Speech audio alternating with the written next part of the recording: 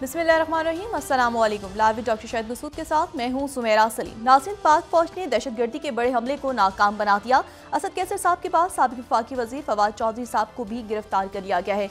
इसके अलावा भी दीगर मौज़ूआत पर गुफ्तगू करेंगे। स्टूडियो में हमारे साथ मौजूद है डॉक्टर शाहिद मसूद। अस्सलाम वालेकुम डॉक्टर साहब। वालेकुम जी। आपको डॉक्टर साहब, पाकिस्तान में दहशतगर्दी के दो जो वाक़यात हैं सामने आए हैं। पाक फौज ने बहादुरी से दहशतगर्दों के अज़ाइम को खाक में मिला दिया है। क्या कहेंगे कि दहशतगर्दी की कोई नई लहर जो है पाकिस्तान में दाखिल हो रही है? जी, ये तो बड़े बहुत कोऑर्डिनेटेड वाक़यात लग रहे हैं। दो वाक़यात जो पेश आए हैं पिछले 24 घंटों में, एक में तो जो है वो 14 शहादतें हुई हैं जी। और पसनी से उमाड़ा जाने वाले सिक्योरिटी फोर्सेस की गाड़ियों पे अटैक हुआ है। और दूसरा जो है वो ये मियांवाली की एयरबेस पे जो नाकाम बनाया गया है और वहाँ पे डैमेज जो वहाँ पे नॉन ऑपरेशनल जहाज़ वगैरह खड़े थे उनको डैमेज किया, तो वो भी ये बड़ी एक कोऑर्डिनेटेड, मतलब ये 24 घंटों में एक वेव आई है। सही। और इसको जाहिर है कि आने वाले दिनों में किस तरह से हमने देखना है, किस तरह से आगे ये मामला चलेंगे, ये अभी वाज़े नहीं है। लेकिन यकीनन सिक्योरिटी फोर्सेस हाई अलर्ट हैं पूरे दुनिया में, पूरे ख़त्ते पे। और इसमें मैं 2-3 बातें यहाँ पे आपको बताऊँ। पहली बात तो ये है कि जो मशरिक़ वस्ता के हालात हैं गज़ा के, और यहाँ पे वो सेक्रेटरी बिल क्लिंटन जो हैं इस वक्त उनकी प्रेस कॉन्फ्रेंस चल रही है, और उससे पहले आज तुर्की ने अपने सफ़ीर को वापस बुला लिया इसराइल से। सही। और उस वक्त बुलाया है वापस जब सेक्रेटरी ब्लिंकन जो हैं वो तुर्की का दौरा उन्होंने शुरू करना है, 2 रोज़ का दौरा। सही। और 2 रोज़ का दौरा शुरू करना है, और आज ओमान में वो मौजूद हैं और 5 ममालिक के वज़राए ख़ारजा से उनकी मुलाकात हुई है और फ़लस्तीनी हुकाम से भी हुई है। और उसमें मैं यहाँ पे अगर सिर्फ उनके जो शाह अब्दुल्ला दोइम हैं, उन्होंने जो वज़राए ख़ारजा से मुलाकात हुई, तो फिर उसके बाद अगर हम यहाँ पे उन्हीं के मीडिया को कोट करें, रोया न्यूज़ को, तो उन्होंने जो है ये जॉर्डन की पोजीशन को बड़ा वाज़ेह किया है। 43rd स्लाइड अगर हम दिखा सकें, एग्जैक्ट उनके अल्फाज, हसास मामलात हैं जी। तो उनके ही मीडिया के अल्फाज वो ये उसमें कह रहे हैं कि किंग अब्दुल्ला जो हैं उनकी मुलाकात हुई है जो वज़राए ख़ारजा हैं उसमें शहज़ादा हुसैन बिन अब्दुल्ला, अच्छा ये क्राउन प्रिंस उसमें मौजूद थे, यूएई के फॉरेन मिनिस्टर शेख अब्दुल्ला बिन ज़ैद अल नहान थे, सऊदी फॉरेन मिनिस्टर शहज़ादा फैसल बिन फरहान अल सऊद, कतर के वज़ीर आज़म और वज़ीर ख़ारजा, यानी वो एक ही शख्सियत हैं, शेख मोहम्मद बिन अब्दुर्रहमान सानी, और मिस्र के वज़ीर ख़ारजा सामे शौकरे, और हुसैन शेख जो कि सेक्रेटरी जनरल हैं एग्जीक्यूटिव कमेटी PLO के। सही। ठीक है, ये फ़लस्तीनी अथॉरिटी। और उसमें जो है वो मीटिंग के अंदर डिप्टी प्राइम मिनिस्टर भी मौजूद थे जॉर्डन के, और साथ जो है वो मिनिस्टर ऑफ फॉरेन अफेयर्स भी मौजूद थे जब ये मुलाकात शाह अब्दुल्ला ने वज़राए ख़ारजा से मुलाकात की है।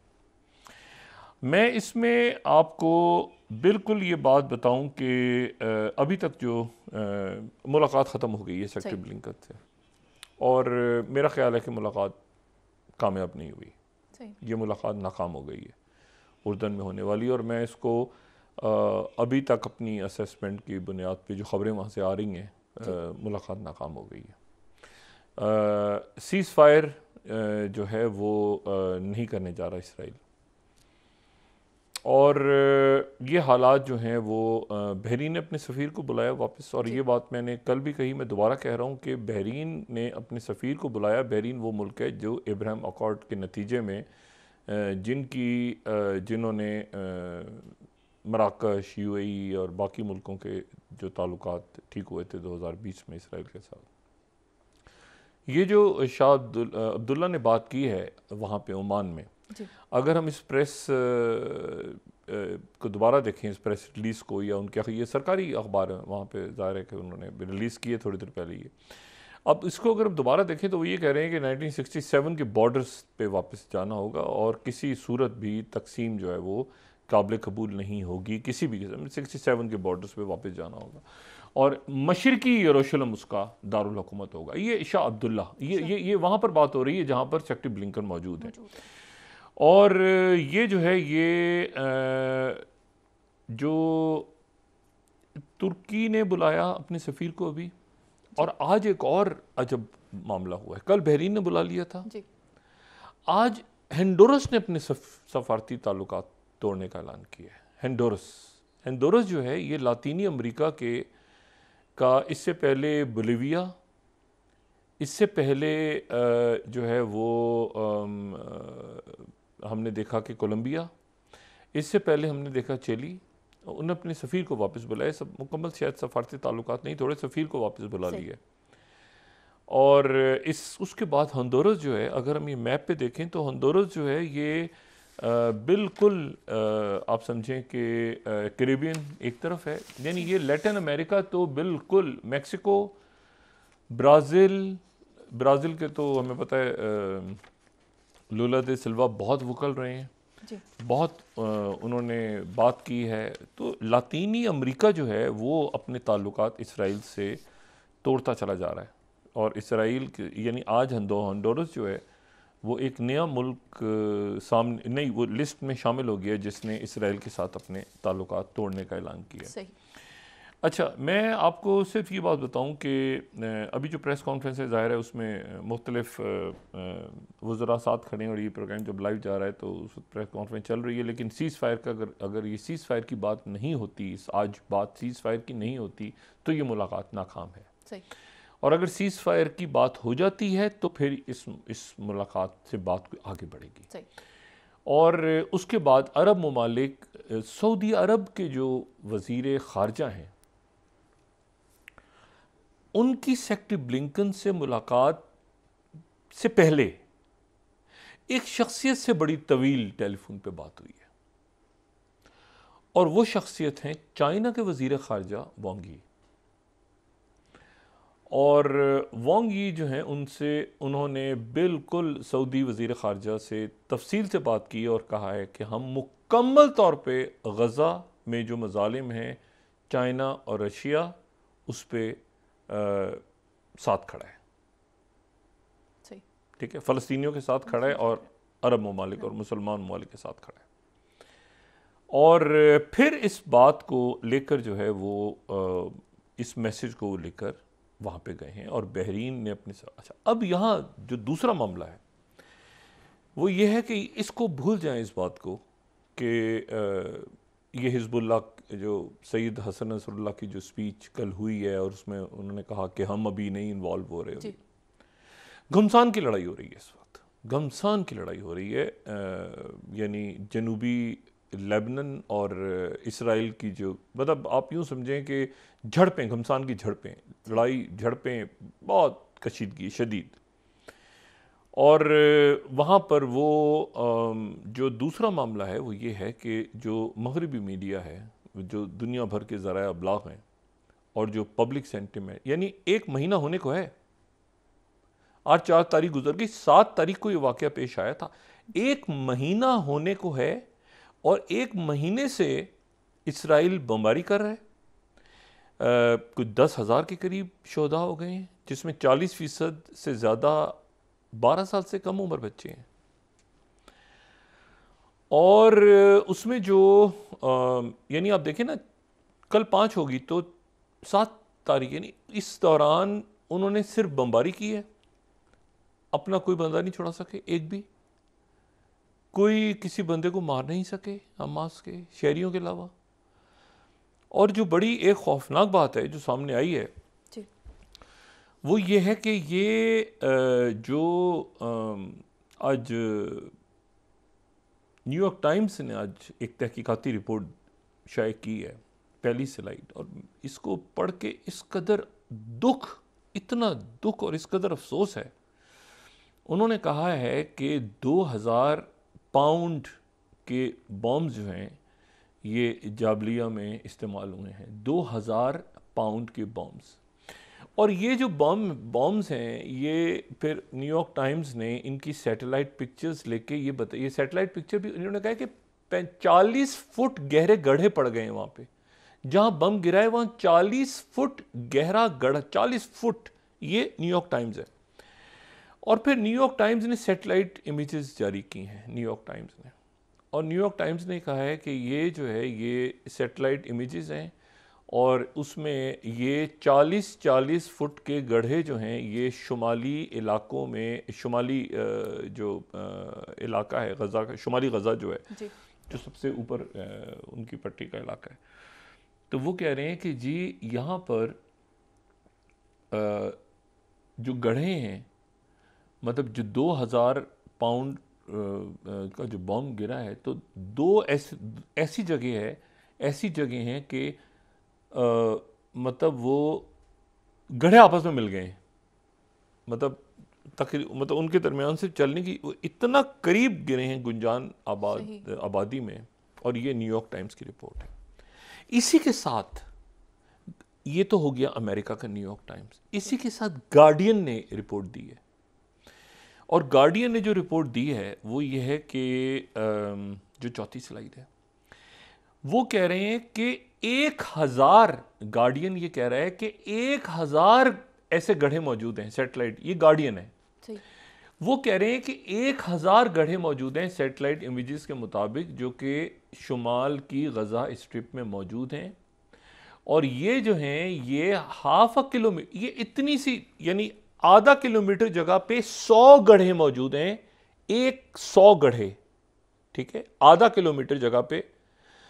और अल्लाह की पनाह 2000 पाउंड। अच्छा, ये मैं सिर्फ यहाँ पे ये बता दूँ कि ये जो गुंजान आबादी वाले इलाके जहाँ लोग रहते हैं, इंसान रहते हैं, ये 2022 में एक मुआहदा हुआ है, और उस मुआहदे के तहत ये इस पे साइन किया है अमेरिका ने कि गुंजान आबाद इलाके में कौन सा असला इस्तेमाल हो सकता है और कौन सा इस्तेमाल नहीं हो सकता। उसकी स्लाइड अगर दिखा सकें, या वो है पूरा एक मुआहदा जो साइन हुआ था, और वो जो है वो उस मुआहदे के तहत ये एक क्राइम है, ठीक है, ये एक जंगी जुर्म है कि इस तरह से जो बॉम्बिंग्स हों और इस तरह से सारा किया जाए। अच्छा, ये जो है ये जो वज़राए ख़ारिजा हैं, अभी ये चल रहा है वाक़या, जो उन्होंने सेक्रेटरी ब्लिंकन से फौरी तौर पे सीज़ फायर की बात कर दी है कि इमीडिएट सीज़ फायर किया जाए, ठीक है। सेक्रेटरी ब्लिंकन शायद इमीडिएट सीज़ फायर को अभी नहीं मान रहे, और कल ये अगर इमीडिएट सीज़ फायर नहीं होता तो उसके बाद अरब ममालिक भी कोई हतमी फ़ैसला कर सकते हैं सफारतकारी के हवाले से। और ये एक, क्योंकि उसकी वजह यह है कि तुर्की ने एक स्टेप आगे लेके, और बहरीन कभी भी नहीं करेगा सऊदी अरेबिया के बगैर। सऊदी अरेबिया का बहुत असर है बहरीन पे, और बड़े बरादर मुल्क हैं हमारे दोनों। तो ये जो है ये मिस्र ने तो रिजेक्ट कर दिया, ठीक है, Swift and permanent cease fire without conditions. अभी जो उनकी प्रेस कॉन्फ्रेंस चल रही है तो वो तो मिस्र ने तो मुकम्मल तौर पे रिजेक्ट कर दिया। मिस्र, सऊदी अरेबिया, यूएई, कतर, ये अभी ये मैं हिजबुल्लाह के तो ये सुरंगें और ये सारी चीज़ें और ये हमास की और ये सब दिखा चुका हूँ आपको। जब मेरी पहली मुलाकात हुई ना 2003-04 में इस्माइल हानिया से और खालिद मिशाल से डेमास्कस में, 2004 में शायद, और वो इस प्रोग्राम में भी आए दोनों। खालिद मिशाल भी मेरे साथ प्रोग्राम में आ चुके हैं, हसन नसरुल्लाह भी आ चुके हैं, और इस्माइल हानिया भी आ चुके हैं। तो उन्होंने वहाँ पर जब डेमास्कस एयरपोर्ट से जब उठाए, मतलब पिक किया उन्होंने, हमास के लोगों ने, तो वहाँ पर ये वो दिन थे जब बहुत ज़्यादा टारगेट किलिंग्स और ये बहुत ज़्यादा मसाइल थे।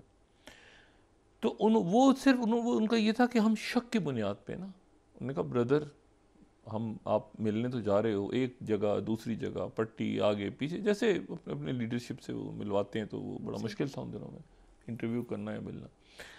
तो उन्होंने कहा कि शक भी हो गया ना अगर हमें कि, तो हमें खून माफ़ कर देना। अगर तुमने नहीं भी मुखबरी की होगी ना, लेकिन हमें शक भी हो गया तो हम मार देंगे। शक भी हो गया कि हमारे किसी लीडर की जगह तुम्हारी वजह से चेकिंग वेकिंग सारी की, इवन देन उनका ये कहना था। तो मैं आपको सिर्फ ये बताऊं कि वहाँ पर जो सूरत हाल है, इसको ये अभी शायद बाइडन इंतज़ामिया समझ नहीं पा रही, या समझ पा रही है या नहीं समझ पा रही। वो नेतन्याहू के चक्कर में वो ये बहुत गड़बड़ हो जाएगी। ये जो है ना, ये मामला बिल्कुल हाथ से निकल जाएगा। सही। और इसमें जो है ये जॉर्डन के डिप्टी प्राइम मिनिस्टर इस वक्त कह रहे हैं कि we don't know what Gaza will be left after this war, we need to stop the war immediately. ठीक है, इमीडिएट सीज फायर का की वो बात कर रहे हैं, वो सीज फायर की बात नहीं कर रहे हैं। अच्छा, इसमें जो है होंडुरस ने सफ़ीर को बुला लिया और इन्होंने बुला लिया। एक साहब हैं जो इस वक्त बहुत ज़्यादा इंडियन मीडिया पे मैं ख़ास तौर पे देख रहा था, वो काफ़ी ज़्यादा जो हैं वो इंडियन मीडिया पे, फॉक्स पे और बाकी ये जो इस किस्म के चैनल्स हैं, कुछ इंडिया के सारे मीडिया पे नहीं, कुछ 2-3 चैनल्स पे मैंने देखा, तो मैंने कहा यार ये अच्छा, ये तो बड़ी मतलब है कि ये जैसे 13वीं स्लाइड है, उन्होंने कहा वॉच हमास लीडर सन सेज कि Israel not thirsty for Palestinian blood. ठीक है, ये 13वीं स्लाइड आ गई। अब ये एक इस आदमी की शक्ल देखें आप, ठीक है, और ये हमास लीडर्स, अच्छा ये अब चल रहा है जनाब कि हमास का लीडर जो है उनका बेटा कह रहा है कि ये इसराइल जो है ये फ़लस्तीनियों के खून का प्यासा नहीं है। ठीक है, और उसके बाद न्यूयॉर्क पोस्ट कह रहा है, 15वीं स्लाइड देखें, कि Hamas founder son compare terrorist group to Nazis और says death in war in Gaza not Israel fault, हमारे इसराइल की गलती नहीं है। ठीक है, अच्छा अब ये जो है ये बंदा कौन है, पहले तो ये देखें, ये हुआ ये कि उनके इस बंदे का जो नाम है, इस बंदे का नाम जो है ये है मुसाब हसन। ठीक है, सही। और ये जो है ये इस वक्त जो है ये आप समझें कि 45 साल के हैं मुसाब हसन, और 1997 में इनको गिरफ़्तार कर लिया था। शेख हसन यूसुफ के ये बेटे हैं जो कि हमास के यानी शुरू के जो बानियों में से एक हैं, और इन पे शक पड़ गया था, इस लड़के पे शक पड़ा था कि ये जो है ये कहीं मुखबरी तो नहीं कर रहा। तो इसको इसराइल की फ़ौज ने ज़ाहिर है कि पकड़ लिया, गिरफ़्तार किया, और फिर उसके बाद छोड़ा, और फिर उसके बाद जो है इसने मुखबरी की, और इसके नतीजे में बहुत से लोग मारे गए, पकड़े गए, सब कुछ हुआ सारा कुछ करके। और फिर इसने दरमियान में इस पे यकीन नहीं आ रहा था, शिन बेत का बड़ा एसेट ये बंदा था, बड़ा उनका जो उनकी सिक्योरिटी फोर्सेस का। तो इस बंदे ने फिर खामोशी से इसको इन्होंने कहा कि हम एक ही तरीका है, और वही तरीका ये है कि तुम क्रिश्चियनिटी एक्सेप्ट कर लो, क्योंकि जिस दिन हमें शक हुआ कि तुम डबल गेम कर रहे हो हमारे साथ, तो हम ये ख़बर लीक कर देंगे कि तुम तो मुसलमान हो ही नहीं, और मुसलमान फिर तो क्या करेंगे तुम्हारे साथ, और तुम तो हमारे बंदे हो, तो ये ख़बर लीक कर देंगे। तो जब इसने क्रिश्चियनिटी कबूल की तो इसकी तस्वीरें वगैरह उतारी गई वहाँ प्रॉपर। उसके बाद ये हुआ कि तो ये एक वक्त ऐसा आया, इसने बड़ी इंटरेस्टिंग बात ये मैं आपको बताऊं, ये बड़ी इंटरेस्टिंग, ये सन ऑफ हमास के नाम से फिर किताब भी इसकी आई ना, इसकी किताबें भी हैं सन ऑफ हमास के नाम से, बड़ा इंटरेस्टिंग करैक्टर है। उसके बाद ये हुआ कि जो है ये 2010 में वॉल स्ट्रीट जर्नल 2010 17वीं slide, deporting son of Hamas. अब इसको ले जाना मसला हो गया कि बंदा तो उनका है, लेकिन मसला ये था कि अमेरिका के लिए ये प्रॉब्लम थी कि इसके पीछे लगे हुए सारे ठीक है ना। तो मसला ये है कि ये who become an informant for Israeli intelligence probably near top of every, पूरी दुनिया के लोग पीछे के ये तो अब डिपोर्ट करें ना करें। पहले अमेरिका में ये डिस्कशन शुरू हुआ, मैं ये पूरा फॉलो करता रहा हूँ, हुआ पहले वहाँ ये डिस्कशन हुआ इसको मार दो, इसको मार दो, इस कबीस को मार दो, इसको ये हमारे गले पड़ जाएगा, इसको यहाँ लाओ, इसके मुसीबत इसके पीछे पीछे वो। अच्छा अब ये हुआ, उन्होंने कहा फिर मार कैसे दो, फिर उन्होंने कही थी तो हमारे लिए तो इसराइल ने कहा ही तो हमारा बंदा है, और अगर कल को हमारे और भी अंदर घुसे हुए जासूस वासूस तो ये एक अगर मार दिया तो बाकी काम छोड़ देंगे। उनको उम्मीद है कि भाई आइंदा उनको भी जब फंसने का वक्त होगा तो यहाँ से उनको हम अमेरिका या बाकी किसी मुल्क में सेटल करवाएंगे। बहरहाल अब ये हुआ कि बहरहाल उसके बाद जनाब ये वहाँ गया, इसकी जान निकली हुई थी, ये इधर उधर इधर उधर इधर उधर किसी तरह फिर इसको उन्होंने ले जा के वहाँ पे ले गए। उसके बाद ये हुआ कि जो है ये मैं आपको बड़े मज़े की बात बताऊं कि ये जो है ये फिर 2010 का Guardian 19 slide, son of Hamas founder gains US asylum मिल गई, ठीक है जी। और फिर उसके बाद जो है इसने बड़ी एक इंटरेस्टिंग बात जो है इसने की कि उसने कहा कि इसके ऊपर फिल्म बनी, फिर नहीं इसने कहा मैं फिल्म बनाऊंगा इस्लाम के ऊपर, क्योंकि इस्लाम छोड़ दिया ना, मुर्तद हो गया, तो इसने कहा मैं फिल्म बनाऊंगा। ये रॉयटर्स 2012, ठीक है ना, 20वीं स्लाइड। तो अब मसला ये है कि उसको वो बंदे का कोई ताल्लुक वास्ता नहीं है, वो बंदा जो है वो अच्छा फिर उसके बाद हाथ से ने बड़े बड़े ये इंटरेस्टिंग बात थी ना ये स्टोरी उस वक्त 21st स्लाइड कि शिन बेत agent discusses special relationship with the Hamas spy. अच्छा हमास के अंदर भी स्पाई था, सही, हमास के अंदर भी स्पाई था। और आप देखें कि ये जो है इसका नाम था जी एक शिन बेत का आदमी था जो कि मुसाब यूसुफ को रन कर रहा था सम ऑफ। अब इसको जो भी जी है इसका जो भी कोड नेम उनकी इंटेलिजेंस, सवाल ये नहीं है, सवाल ये कि उसको वो बंदा ऐसे चैनल्स पे आ रहा है वो बता रहा है देखें जी हमास ऐसे हमास है, उसको हमास का लीडर मैं यूं था, उसको वो भाई वो उनका शिनबेत का एजेंट था, वो पकड़ा गया वहाँ पे। ये बिल्कुल जो है वो मतलब है कि अब मैं समझने का इसको मैं सोच रहा था कि इसकी वजाहत भी करेंगे ना कि भाई ये तो शिनबेत का एजेंट डबल एजेंट था, वो नहीं सन ऑफ हमास फाउंडर। अच्छा इसका बाप जेल में पड़ा, वो बेचारा 23 साल, उसने हमास के टिकट पे इलेक्शन लड़ा भी कुछ अर्से, ये जो 2000 पिछले इलेक्शंस थे ना उसके वालिद और वो सारी फैमिली वहाँ पीछे छोड़ के, तो ये बच्चा वहाँ भाग गया और वहाँ भाग के वो इंटरव्यू देता फिर रहा, अचानक निकल के आ गया। और तो मसला ये है कि ये 12 एनीवे, तो मैं सिर्फ ये बता रहा हूँ कि इस तरह की सूरत हाल वहाँ पे डेवलप हो गई है। अच्छा ये जो है ये अब प्रेस कॉन्फ्रेंस में तो हो रहा है पंगा, वो कह रहे हैं कि सेक्रेटरी ब्लिंकन कह रहे हैं कि इसराइल को राइट है डिफेंड करने का, और सारे जो बाकी वज़रा ख़ारजा हैं वो कह रहे हैं इमीडिएट यहाँ पे सीज़ फायर की ज़रूरत है।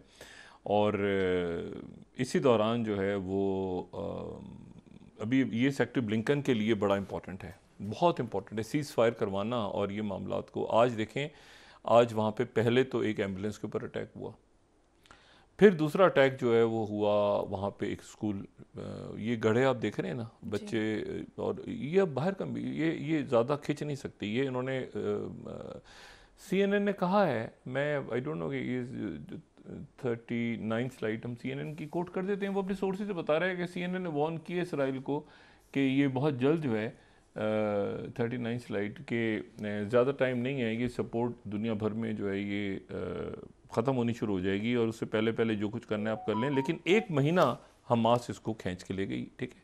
अच्छा अब मैं जो बात कह रहा हूँ वो मैं ये कह रहा हूँ कि इसको देखें, इसमें सोल्यूशन क्या बनता है इस वक्त। इस वक्त एक तो ये है कि एक पूरी यानी चाइना रशिया खुल के सामने इसमें आ गए, और वो अब वो मतलब है कि अब यहाँ तक बात हो गई कि जी, और अमेरिका फिर सकिन हो गया वो जंग में, उधर जेलेंस्की बेचारा वो घूम रहा है, ठीक है ना, वो अजीब उधर मामला उसको समझ ही नहीं आ रहा। फ्रांस कह रहा है हम गज़ा के ऊपर कॉन्फ्रेंस करेंगे, वो गज़ा वो जेलेंस्की कहाँ गया किधर गया, यूक्रेन ने नेटो का हिस्सा बनना था, वो मतलब उसको पैसे भी नहीं दिए, थोड़े से मिलियन उसके पास हो गए, उसमें फटा पड़ा हुआ भी कांग्रेस के अंदर। तो मसला ये है कि ये मतलब है कि वो बड़ा अजीब सा मामला हो गया है कि वो एक वो जंग, और ये जो देखें पाकिस्तान के अंदर दहशत गर्दी के वाक़यात हैं ना, देखें 2-3 बातें ध्यान में रखें। जब हम बात कहते हैं ना इंडियन फॉरेन पॉलिसी की, ये मैं अपनी बात कर रहा हूँ, मैं अगर इंडियन फॉरेन पॉलिसी की हम तारीफ भी करते हैं, कई जगहों पे तारीफ की, जब उनके ताल्लुकात ये अरब वर्ल्ड में और इधर और उधर बन रहे तो तारीफ भी की। जहाँ कन्फ्यूजन होता है तो हम कहते हैं कि ये कुछ समझ नहीं आ रहा कि चाइना के साथ क्या हुआ है, कि ये कुछ बात हो रही है इनकी नहीं हुई दो कलाम पे, मतलब मेरा कम से कम ये नुकता है ना, तो तनकीद बराए तनकीद की बात नहीं है ये, मतलब आप कहते हैं कि कुछ समझ नहीं आ रहा। जैसे मणिपुर में ही शुरू हुआ, मेरा ख्याल ये था कि शायद ही शुरू में इसको ख़त्म कर देंगे, शुरू में वो सीएम को हटाएंगे और एक मामले को वहाँ पे सबसे पहले लॉ एंड ऑर्डर ठीक करेंगे कि भाई लॉ एंड ऑर्डर ठीक करो, ये मामला ख़राब नहीं होना चाहिए, ठीक है। और वो एक बात थी छोटी सी कि जी सीएम हट जाए, दूसरा मरकज ही रहता ना, भाई मोदी सरकार का ही बंदा होता, दूसरा आ जाता, वो मामला को संभाल। उन्होंने कहा नहीं जी ऐसी की तैसी ये वो था, वो मसला वो खराब हो बिगड़ गया हाथ से। अब मसला ये कि ये जो पाकिस्तान में सिचुएशन है ना, देखें इस 2-3-4 महाज, मतलब ये तनकीद बराए तनकीद नहीं है दोबारा।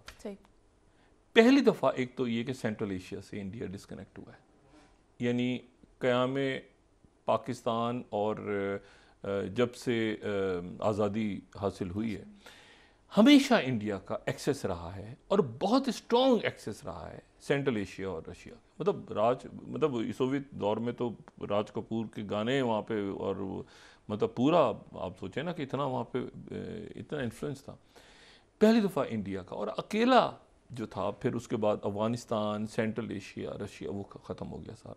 दूसरा फिर उम्मीद बनी कि ये जो है वहाँ पे बेसिस बनाई, इंडिया ट्रेन कर रहा है उनके लोगों को, अफ़गानिस्तान के आगे पीछे जो भी हुआ, अमरुल्लाह साले पता नहीं किधर गया, कहाँ गया, क्या बना उसका, तो ये होगा वो होगा फलां, वो सारा गड्ढे में गया। उसके बाद दूसरा मामला हो गया कि ईरान से बनेगा, एक रास्ता बनेगा ईरान से जो आर्मीनिया में जाएगा, और ये होगा और ऐसे होगा, और पाकिस्तान का गवादर बाईपास हो जाएगा सारा, वो भी खड्डे लाइन गया सारा, गड्ढे में गया सारा प्रोजेक्ट, नॉर्थ साउथ वाला, ठीक है, वो भी सारा ख़त्म। वो ईरान तो बिल्कुल अब इसराइल के साथ देखें ना, मतलब ये तो बड़ी अजीब, वो भी किया। फिर ये आईमैक्स शाईमैक्स सारा ये जो जाना था हैफा, और ये यूएई से और इधर से उधर से गुजर के, वैसे इसराइल से गुजरना था, ये अरब मुल्कों के बाद इसराइल, तो वो कहीं गया साइड पे। फिर आज़रबाईजान, आर्मीनिया, फिर उसके बाद ये जो बांग्लादेश में जो कुछ हो रहा है, ये आज़रबाईजान आर्मीनिया को आप बिल्कुल ये बहुत बड़ी स्ट्रेटेजिक एक मामला है जिसको बहुत संजीदगी से लेना है। हम आर्मीनिया को मानते नहीं हैं, ठीक है, और हमारे ताल्लुकात ही नहीं है और उनके ताल्लुकात हैं, मतलब एक अजीब सिचुएशन है ना। तो Azerbaijan, Armenia, central Asia, Afghanistan, Iran, Afghanistan, उसके बाद आपका ये जो पूरा कंटेनमेंट हो गया चारों तरफ से मामला, तो एक नाराज़गी है के ब्लॉक में, गुस्सा भी है, नाराज़गी भी है। तो फिर ये होता है कि और क्या करें, तो चलो कुछ और ये करते हैं, वो करते हैं, ये मामलात सारे इस देखें अंदरूनी तौर पे हमारे बहरान है बहुत सारे, ठीक है, फाइनेंशियल क्राइसिस है, हम खुद क्रिटिसाइज़ करते हैं, पॉलिटिकल बहुत सारे मामला समझ नहीं आ रहे, बहुत सारे मामला हमें अदालतों के हवाले समझ नहीं आ रहे, लेकिन जब मुल्क की बात पाकिस्तान की आती है ना, तो आप देखें ये तनकीद बराए तनकीद नहीं है। कई प्रोजेक्ट जब होता है ना, लुक ईस्ट, तो लुक ईस्ट भी ऐसे, एक्ट ईस्ट ख़त्म हो गया तो एक्ट वेस्ट भी गया, तो एक्ट नॉर्थ भी गया, तो एक्ट नीचे वो जनाब उधर श्रीलंका में आप देखें और मालदीव में देखें इलेक्शंस को, तो उधर मतलब वो अजीब सी सूरत हाल, भूटान उधर जा रहा है, वो उधर, अच्छा अब सूरत उसमें उधर गुस्सा है। अब इस गुस्से के अंदर आके वो पाकिस्तान में क्या हो रहा है वो इसमें दिलचस्प, पाकिस्तान को ज़रा थोड़े दिनों के लिए छोड़ के बाकी मामलात को अगर वो ठीक करें। अब ये मुझे नहीं पता कि पाकिस्तान के अंदर ये दहशतगर्दी और ये सारे वाक़यात में उनका क्या लिंक है या क्या लिंक नहीं है, लेकिन वो जो उनके मीडिया को देख के ऐसा, वो भाई आप अपना इतने जो डिबेकल्स हुए हैं, ये डिबेकल है कि आपका कॉरिडोर बनना था पूरा, ईरान से अफगानिस्तान, अफगानिस्तान से आर्मीनिया, वो सारा ऐसे हो गया। फिर आपने पहली दफ़ा आप अफगानिस्तान से गायब हो गए, फिर पहली दफ़ा आप सेंट्रल एशिया से गायब हो गए, फिर मतलब ये जो चीज़ें, फिर उधर वो म्यांमार और मणिपुर और उधर आग लगी हुई है। तो मसला ये है कि ये थोड़ी देर के लिए अगर पाकिस्तान को, अगर हम इंडिया को सिर्फ उसको डिस्कस करते हैं जब स्ट्रेटेजिक इशू आता है, पाकिस्तान को छोड़ दें और ये देखें कि ये हुआ क्या है, ये दाएं बाएं आगे पीछे, और फिर उसके बाद आप भूल जाएंगे वो कनाडा का मसला ख़त्म हुआ है 5 आइज़ का, आप भूल जाएंगे वो मसला ख़त्म हो गया है 5 आइज़ का, कनाडा के साथ जो ताल्लुकात ख़राब थे, आप भूल जाएं इस बात को। और इसराइल ने अब वक्फा नहीं था, देखिए ब्रेक ले लेते हैं, नाज़रीन वापस आते हैं एक छोटे से ब्रेक के बाद।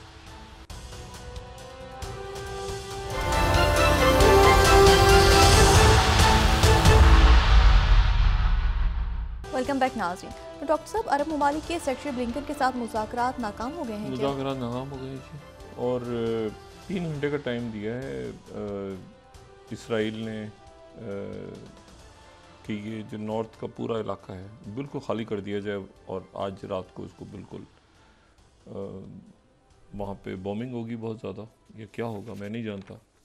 जॉर्डन ने भी अपने सफ़ीर को बुला लिया हुआ है, जॉर्डन के ताल्लुकात जो हैं वो भी, और किंग अब्दुल्ला, ये जो बात है, ये जो टेलीफोन कॉल हुई है इसको मैं इम्पोर्टेंस दे रहा हूँ, क्योंकि ये बिल्कुल उस मुलाकात से पहले जो 8th स्लाइड है, अरब न्यूज़ को कोट करते हैं, प्रिंस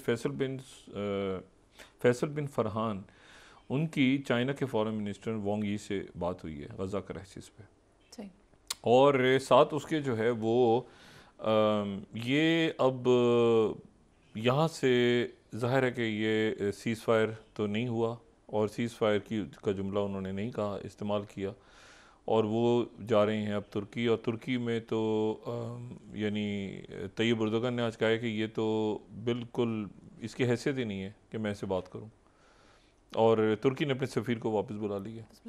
ठीक है, तुर्की ने भी बुला लिया है, बहरीन ने भी बुला लिया है, और बाकी अरब, जॉर्डन पहले ही बुला चुके। फ़लस्तीनी अथॉरिटी बिल्कुल आज उम्मीद ये थी कि शायद ये अमन की तरफ कोई रास्ता निकल आए और सीज़ फायर की अमेरिका बात करे। और मैं आपको ये जो मैंने बात इंडिया की फॉरेन पॉलिसी के हवाले से बात की थी ना, कि बहुत लॉसेस हुए हैं, जिसको वो देखें, खुद इसको स्टडी करें। अगर गलत बात है तो मैं गलत है, कोई चीज़ तो गलत हो हम कहेंगे उसको। हम खुद जहाँ पे गलत अपनी फॉरेन पॉलिसी के हवाले से बात होती है तो उसको हम कहते हैं कि इस तरह नहीं, ऐसे होना चाहिए था। लेकिन जब इतने सारे महाजों पे नुकसान हो जाए किसी मुल्क को, तो उसको फिर ये देखना चाहिए कि पाकिस्तान को ज़रा थोड़े से छोड़ दें, भूल जाएं। अब देखेंगे क्या हुआ है अफ़गानिस्तान में, क्या हुआ है सेंट्रल एशिया में, क्या हुआ है मणिपुर, उधर एक्ट ईस्ट पॉलिसी में क्या हो रहा है। और आज सबसे एक दूसरा जो वाक़या है, देखें सेक्रेटरी ब्लिंकन कल यहाँ तो जा रहे हैं टर्की, और टर्की के बाद उन्होंने जाना है टोक्यो से जाने से, और वहाँ पर ज़ाहिर है कि चाइना और पैसे, लेकिन चाइना को जितनी बड़ी, चाइना में इतना बड़ा विज़िट हो रहा है आज, और ये 2016 के बाद पहली मर्तबा ऑस्ट्रेलिया का कोई वज़ीर आज़म चाइना पहुंचा है। सही। ऑस्ट्रेलिया, यानी वो ऑस्ट्रेलिया जो ऑकसस का भी मेंबर है, वो ऑस्ट्रेलिया जो 5 आइज़ का मेंबर, उसके वज़ीर आज़म जो हैं अल्बनीज़, वो चाइना पहुंच गए। और जनाब चाइना में 4 दिन का दौरा है, और चाइना में उनकी मतलब वांग यी से तो नहीं, उनकी ली क्वांग से मुलाकात होगी, प्रीमियर शी जिनपिंग से मुलाकातें हैं वहाँ पे। तो ऑस्ट्रेलियन प्राइम मिनिस्टर का इस वक्त पहुँचना, ये जो है, ये मेरा ख्याल है कि एक ऐसा इवेंट, और मतलब ऑस्ट्रेलिया तो बिल्कुल उनके हिस्सा है ना एक तरह से, मतलब उनका जो जाना है इस वक्त, ये बहुत ज़्यादा इम्पोर्टेंट है। एक बात जो इंटरसेप्ट ने की है, इंटरसेप्ट ने एक बात, उनका एक जरीदा है अमेरिका से, 40 स्लाइड, वो अब इसके बारे में मतलब मैंने पूछा, मुख्तलिफ लोगों की मुख्तलिफ राय है, लेकिन बहरहाल इंटरसेप्ट हम कोट कर देते हैं कि क्या यमन में अमेरिकन सीक्रेट बेस है अभी भी। ये तो हमें पता है कि अमेरिकन सीक्रेट बेस, क्योंकि इसलिए कि हुतीज़ ने वहाँ से क्या अमेरिकन की मौजूदगी में मिसाइल फायर किए हैं। ये बड़ी अजीब सी एक बात है, क्योंकि देखें 2015 में मैं यूएसए टुडे देखूं, अगर 2015 का 41st स्लाइड, तो उन्होंने एयर बेस छोड़ दी थी। ठीक है, यहाँ से 2015 में वो चले गए थे छोड़ के एयर बेस को। और अगर हम दोबारा देखें कि वहाँ पर अभी जो लेटेस्ट अमेरिकन प्रेजेंस है, वो प्रेजेंस तो जॉर्डन में, सऊदी अरेबिया में कुछ है, यूएई में, कतर में, बहरीन में, कुवैत में, इन मुल्कों में थोड़ी थोड़ी अमेरिकन ट्रूप मौजूद हैं, सीरिया में मौजूद है, टर्की में मौजूद है, नेटो का मेंबर है टर्की। इसराइल के बारे में अनक्लियर है, लेकिन वहाँ पर भी बात होती है कि एक सीक्रेट बेस है। अगर हम इसको देखें तो ये भी लेटेस्ट है बिल्कुल। अब सवाल ये है कि क्या ये यमन में मौजूद हैं या चले गए हैं, क्योंकि इंटरसेप्ट जो है वो ये कह रहा है कि हमारे पास डॉक्यूमेंट्स हैं, और ये डॉक्यूमेंट्स जो हैं कुछ रोज़ पहले इसने कहा था कि वहाँ पर भी हैं। उसके ऊपर पेंटागन चुप रहा था, उन्होंने कहा था ना सीक्रेट बेस है इसराइल में बनी हुई है और यहाँ पे मौजूद है, जिसको 512 यूनिट का नाम दिया था ना। वो कह रहे हैं यमन में अभी तक मौजूद हैं। कुछ लोग कह रहे हैं कि जी अफगानिस्तान से यमन, अब तो यमन में हुतीज़ ने कैसे फायर किया इनकी मौजूदगी में, तो ये एक बड़ी एक अजीब सी बात है। तो ये अब मामला अगर आज रात तक ये हल नहीं होता तो ये मामला बिगाड़ की तरफ चला जाएगा।